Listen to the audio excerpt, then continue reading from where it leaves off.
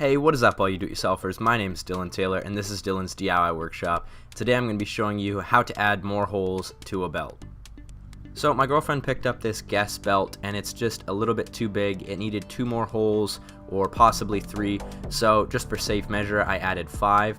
I start off here with a ruler and all the holes are spaced 1 inch apart on the center of the hole, so I just added 5 marks with my ruler. Super simple, 1 inch apart.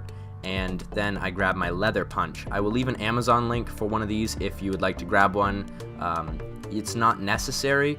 I do show another method further on in the video, but I'm just finding the right size punch here, spinning the wheel, matching it up with the holes that we already have on the belt. It's the style that's got the ball pin on it that gets pushed in through the hole, and the hole also has a slit to allow for it to expand and then also contract once the ball is through the hole.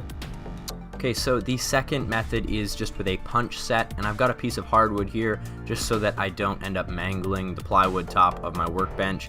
I've done so quite a few other times, so grab yourself a scrap piece of wood or a piece of hardwood and find the right size punch. You could get these in sets, fairly cheap. I will also leave an Amazon link to that and you can choose whichever you'd like. They're a little bit more versatile than the hand grip punch, but also a little bit more difficult to use. You're going to need a hammer, or in my case I use a wooden mallet, or anything that you can strike the end of this with. Just don't hit your fingers. You want to line it up and just go right to town. I tend to flip the piece over and end up hitting it from the other side as well because it doesn't always cut through, and this could just be because I have a cheaper set of punches, but you can always just go back from the other side and line it up with the protruding mark from hitting it from the first side. You look really close to these lines right here. It helps the hole open because it's, if you look here, there's this ball that goes in to put those slits in our new holes. A blade, an X-Acto knife, some kind of sharp object.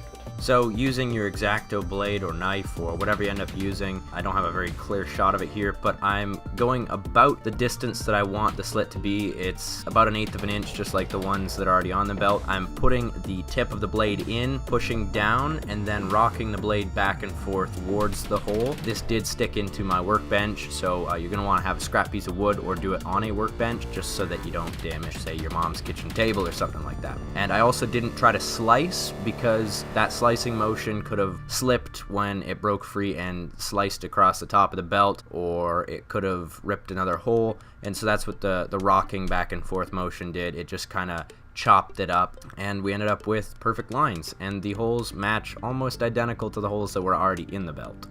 And here you can see me showing you that it actually does work.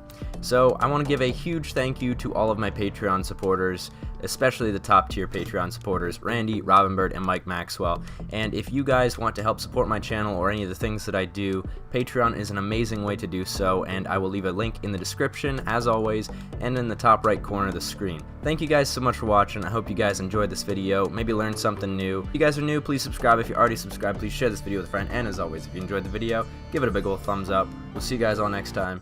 Peace out.